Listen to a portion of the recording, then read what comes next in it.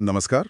आज हम एक ऐसे मुद्दे पर गहराई से बात करने वाले हैं जो भारत में न जाने कितने परिवारों के लिए बड़ा ही नाजुक और अक्सर तनाव का कारण बन जाता है। हाँ, बिल्कुल। वो है पारिवारिक संपत्ति का बंटवारा। हम रोज सुनते हैं ना, कैसे जायदाद के झगड़े अदालतों में सालों साल चलते हैं। और उसमें न सिर्फ पैसा पाने की तरह बहता है, बल्कि दुखद बात यह है कि रिश्ते वो बिखर जाते हैं। सही कहा, सबसे दुखद वही है। तो सवाल यह है कि क्या कोई बेहतर रास्ता है, कोई तरीका जिससे संपत्ति शांति से बट जाए, आपसी समझ से और कानूनी तौर पर भी मजबूत हो, बिना कोर्ट कचहरी के। इसी पर आज हम बात करेंगे। हाँ, आज हमारी चर्चा इसी के आसपास रहेगी। हमारे पास जो जानकारी है वो एक लेख है, पारिवारिक समझौता ज्ञापन, संपत्ति विभाजन और कानूनी वैधता। उसके कुछ खास हिस्सों और उससे जुड़ी कानूनी समझ पर आधारित है। जी। तो आज की इस बातचीत का मकसद क्या है? यही कि संपत्ति बांटने के अलग अलग तरीके समझें, और खास तौर पर यह मेमोरेंडम ऑफ फैमिली सेटलमेंट यानी एमएफएस हाँ, एमएफएस। कि ये क्या बला है, कैसे काम करता है और क्या ये सच में परिवारों को अदालती उलझनों से बचा सकता है। आपने बिल्कुल सही मुद्दे को छुआ है। ये जो पारिवारिक समझौते होते हैं ना, ये सिर्फ जमीन जायदाद बांटना नहीं है। अच्छा। इनका असली मकसद तो है परिवार को टूटने से बचाना, रिश्तों को संभाले रखना और घर में शांति बनाए रखना। ये तो बहुत बड़ी बात है। और दिलचस्प बात यह भी है कि हमारा कानून भी वो ऐसे समझौतों को काफी अहमियत देता है, खासकर तब जब वो ईमानदारी से बिना किसी दबाव के किए गए हों। आज हम यही देखेंगे कि ये समझौते कानूनी कसौटी पर कितने खरे उतरते हैं और सुप्रीम कोर्ट ने भी समय समय पर इनके बारे में क्या जरूरी बातें कही हैं। ये समझना सबके लिए फायदेमंद हो सकता है। तो चलिए शुरुआत करते हैं उस बुनियादी सवाल से। आखिर ये अदालतों के जरिए बंटवारे का रास्ता इतना मुश्किल क्यों है? हाँ, क्या दिक्कतें आती हैं? हमारा स्रोत यही बताते हैं कि सबसे बड़ी दिक्कतें हैं, एक तो वक्त बहुत लगता है, सालों साल संपत्ति बांटने के। देखिए, जानकारी के हिसाब से वैसे तो कई तरीके हो सकते हैं, पर मुख्य रूप से 5 पर ज्यादा ध्यान दिया जाता है। 5 कौन कौन से? पहला तो वही है जो सब जानते हैं, कोर्ट में बंटवारे का दावा यानी पार्टीशन सूट फाइल करना। पारंपरिक तरीका। हाँ जी। दूसरा है पार्टीशन डीड बनवाना। ये एक फॉर्मल कानूनी दस्तावेज है जो संपत्ति बांटता है और इसका रजिस्ट्रेशन करवाना पड़ता है। अनिवार्य होता है रजिस्ट्रेशन। हाँ, अनिवार्य। तीसरा है मौखिक बंटवारा, ओरल पार्टीशन। ये अक्सर परिवारों में हो जाता है आपस में, लेकिन बाद में अगर कोई विवाद हो जाए तो इसे साबित करना मुश्किल हो सकता है। हाँ, लिखा पढ़ी ना हो तो। बिल्कुल। चौथा तरीका है मध्यस्थता, मीडिएशन। इसमें कोई तीसरा निष्पक्ष व्यक्ति या संस्था मदद करती है समझौता करवाने में। और पांचवा? और पांचवा, जिसे हमारे स्रोत अक्सर सबसे बेहतर मानते हैं, वो है फैमिली सेटलमेंट या पारिवारिक समझौता, जिसे बाद में एक मेमोरेंडम ऑफ फैमिली सेटलमेंट यानी एमएफएस के रूप में दर्ज किया जा सकता है। एमएफएस? अच्छा, इसे सर्वश्रेष्ठ क्यों कहा जाता है? सर्वश्रेष्ठ इसलिए कि ये परिवारों को कोर्ट की लंबी प्रक्रिया, भारी खर्चों और समय की बर्बादी से बचाता है, लेकिन शर्त यह है कि सदस्य आपसी सहमति से हल निकालने को तैयार हों। ये पारिवारिक समझौता सुनने में तो बहुत अच्छा लग रहा है, पर ये होता कैसे है? क्या बस बैठकर बात कर ली, या कोई प्रॉपर तरीका है इसका? हाँ, तरीका है। स्रोत बताते हैं कि ये सिर्फ एक कानूनी दस्तावेज बनाना नहीं है, ये पूरी प्रक्रिया है जो आम सहमति और न्याय की भावना पर आधारित है। मानवीय प्रक्रिया है मतलब? बिल्कुल, उतनी ही मानवीय जितनी कानूनी। अक्सर शुरुआत कैसे होती है? परिवार का ही कोई बुजुर्ग, कोई समझदार सदस्य या कोई बाहरी व्यक्ति भी हो सकता है जिसका परिवार में सम्मान हो, वो एक तरह से मध्यस्थ बनता है। अच्छा, कोई फैसिलिटेटर जैसा? हाँ, बिल्कुल। फिर होती है असली बातचीत। सबकी जरूरतें सुनी जाती हैं, इच्छाएं पूछी जाती हैं, संपत्ति का मूल्यांकन होता है, सिर्फ पैसे के लिहाज से नहीं, बल्कि किसके लिए क्या चीज ज्यादा उपयोगी है, इस नजरिए से। हाँ, ये जरूरी है, सिर्फ कीमत नहीं, उपयोगिता। एकदम सही। यहाँ सबसे महत्वपूर्ण सिद्धांत है सद्भावपूर्ण बंटवारा, गुड फेथ पार्टीशन। सद्भावपूर्ण बंटवारा मतलब बंटवारा ऐसा हो जो सबको ठीक लगे, उचित लगे, किसी को नाइंसाफी महसूस ना हो। इसमें सिर्फ गणितीय बराबरी नहीं देखी जाती, बल्कि व्यवहारिक न्याय देखा जाता है। कोई उदाहरण है इसका समझने के लिए? हाँ, स्रोत में एक बहुत अच्छा उदाहरण दिया है। मान लीजिए एक परिवार में 3 भाई हैं, एक की अच्छी नौकरी है, दूसरा भाई अपना काम शुरू करना चाहता है पर अभी बेरोजगार है, और तीसरा सबसे छोटा अभी पढ़ रहा है। ठीक है। और परिवार के पास 3 मुख्य संपत्तियां हैं, एक रहने का मकान, एक दुकान जिससे किराया आ सकता है या काम हो सकता है, और कुछ खेती की जमीन। ठीक। अब अगर सिर्फ गणित देखें तो शायद तीनों को हर चीज का 1/3 हिस्सा मिलना चाहिए। हाँ, कागज पर तो यही होगा। हाँ? पर पारिवारिक समझौते में क्या हो सकता है? अच्छा। हो सकता है नौकरी वाले बड़े भाई को रहने के लिए मकान मिल जाए, मंझले भाई को दुकान दे दी जाए ताकि वो अपना रोजगार शुरू कर सके। अच्छा, उसकी जरूरत के हिसाब से। हाँ, और छोटे भाई के भविष्य के लिए उसे खेती की जमीन या फिर उसकी कीमत के बराबर पैसा दे दिया जाए। तो ये जरूरतों पर आधारित है, न कि सिर्फ बराबर हिस्सों पर। बिल्कुल, ये इस प्रक्रिया के मानवीय पहलू को दिखाता है। ये तो समझ आया। लेकिन आपने पहले एक शब्द इस्तेमाल किया था, एक्ट अपॉन। Act upon. ये क्या है और इसका क्या महत्व है?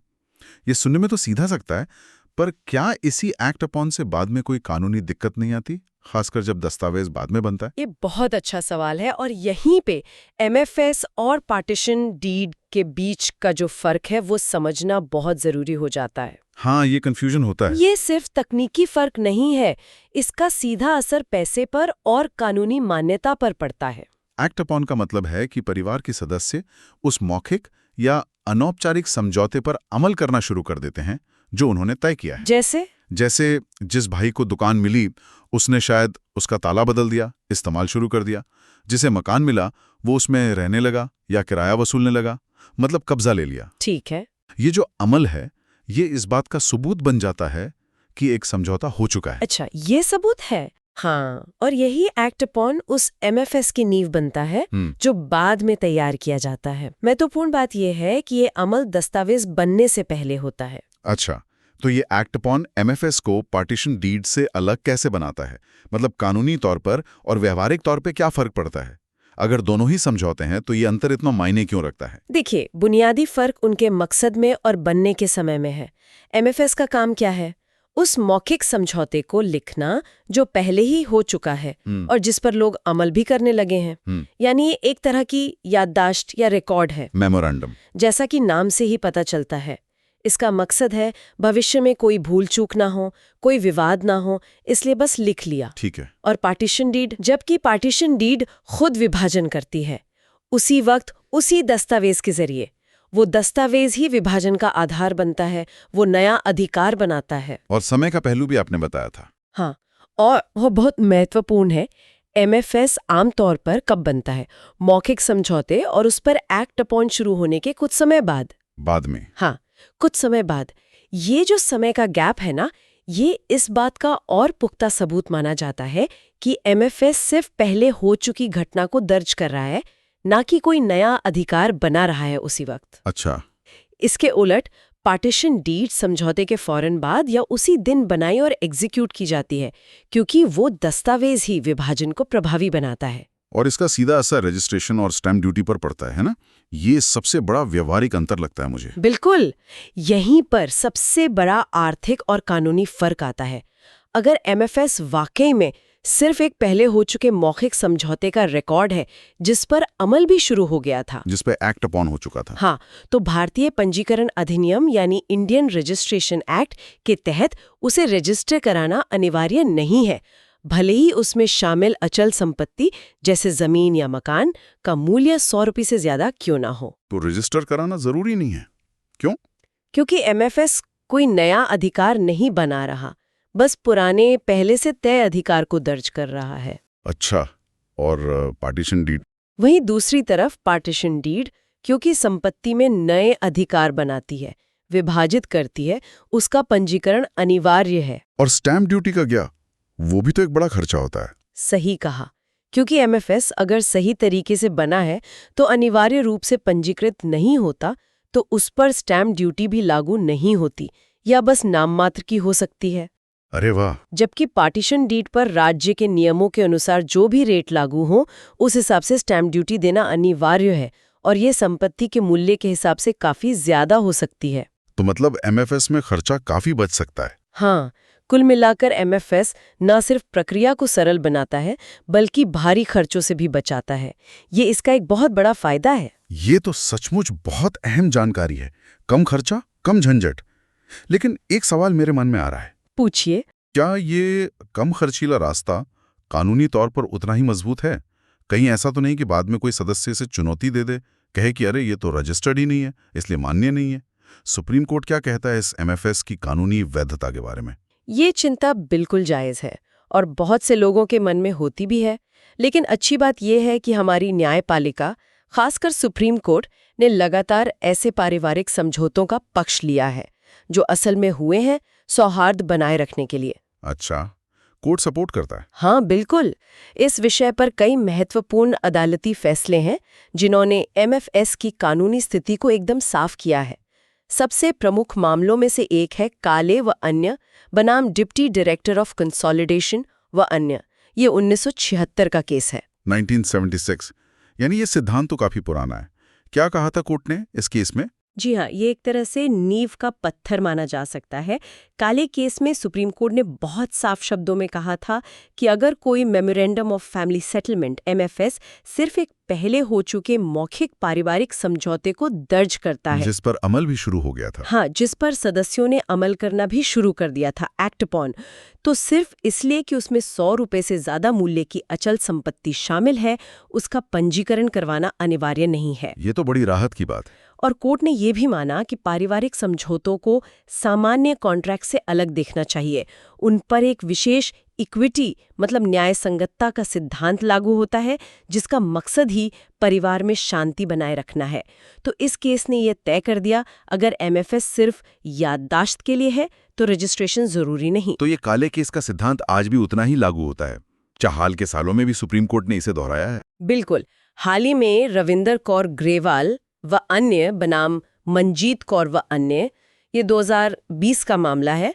इसमें सुप्रीम कोर्ट ने काले केस के सिद्धांतों को फिर से मजबूती से दोहराया। अच्छा, 2020 में भी? जी, इस केस में भी भाइयों के बीच जमीन का विवाद था और 1970 के दशक का एक समझौता एमएफएस के रूप में दर्ज था।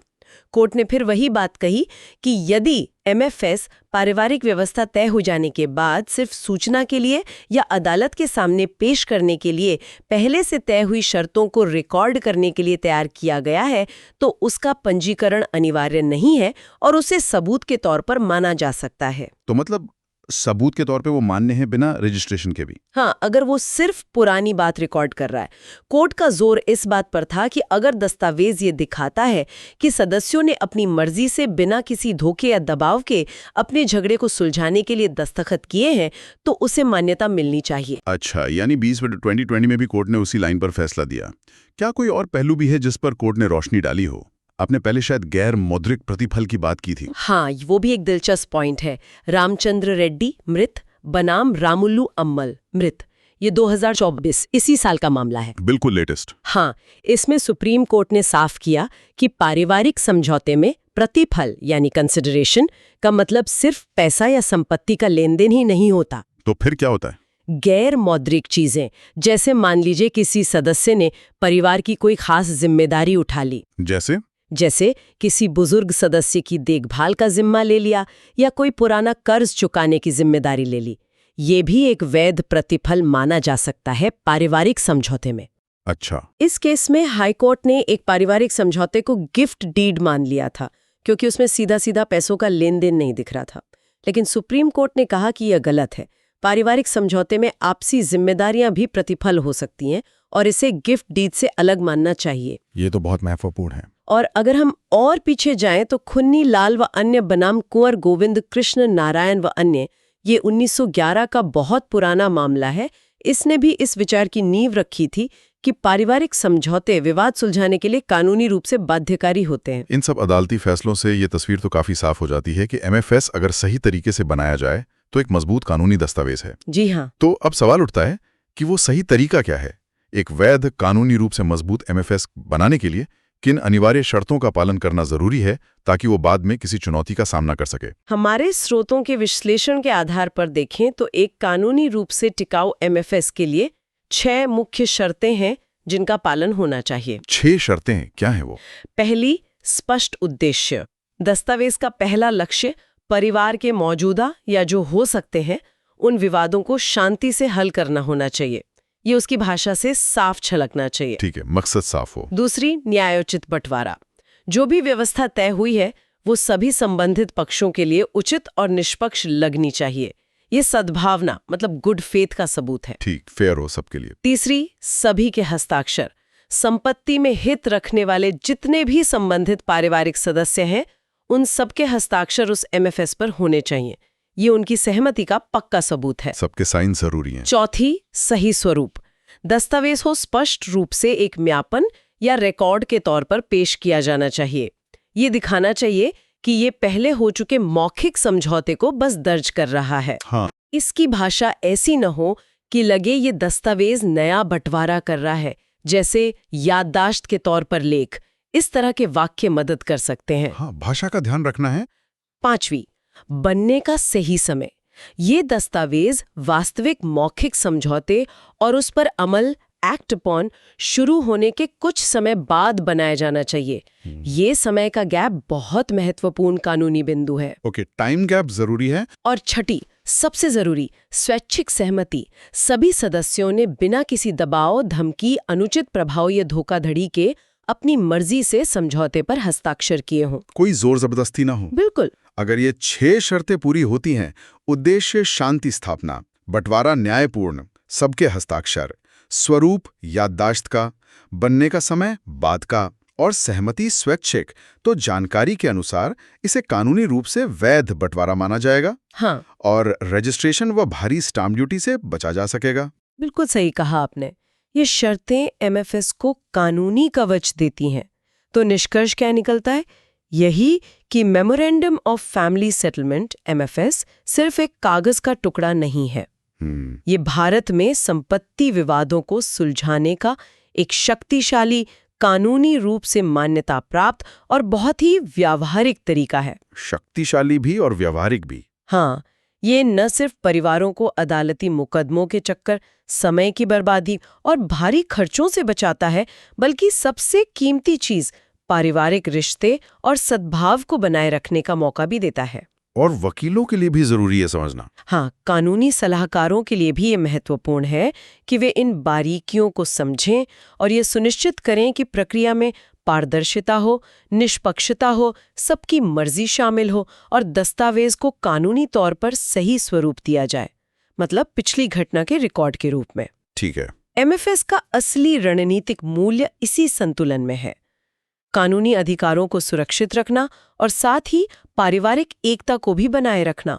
तो इस पूरी चर्चा का सार यही है कि पारिवारिक समझौता ज्ञापन यानी एमएफएस भारत में संपत्ति विभाजन के लिए एक बेहद उपयोगी और कानून सम्मत रास्ता है। बिल्कुल। अगर इसे सही समझ, सही प्रक्रिया और जो शर्तें आपने बताईं उनके साथ तैयार किया जाए तो ये ना सिर्फ अदालती लड़ाइयों से बचा सकता है, बल्कि रिश्तों की नींव को भी मजबूत रख सकता है। एकदम सही। और अब जब हमने एमएफएस की कानूनी और व्यवहारिक बारीकियों को समझ लिया है, तो अंत में एक विचारणीय प्रश्न छोड़ते हैं। हाँ, जरूर।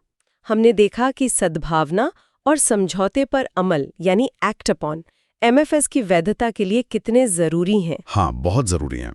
तो क्या परिवार किसी विवाद के होने का इंतजार करने के बजाय पहले से ही आपस में विश्वास, खुली बातचीत और एक दूसरे की जरूरतों को समझने का माहौल बना सकते हैं? Proactive approach. हाँ, क्या ऐसा करने से भविष्य में एमएफएस की जरूरत ही कम पड़ेगी? या फिर ये जो एमएफएस पहले हुए मौखिक समझौते को रिकॉर्ड करने पर निर्भर करता है, क्या यही निर्भरता, मतलब ये कि वो पहले क्या तय हुआ था, इस पर बाद में असहमति का कारण बन सकती है, भले ही एमएफएस बना हुआ हो? हाँ, ये भी जो सकता है कि लोग कहें कहले तब तो ये बात नहीं हुई थी। बिल्कुल। तो ये सोचने वाली बात है कि कैसे अतीत की सहमति को भविष्य के लिए बिना किसी शक के पुख्ता किया जाए। क्या रास्ता है इसका?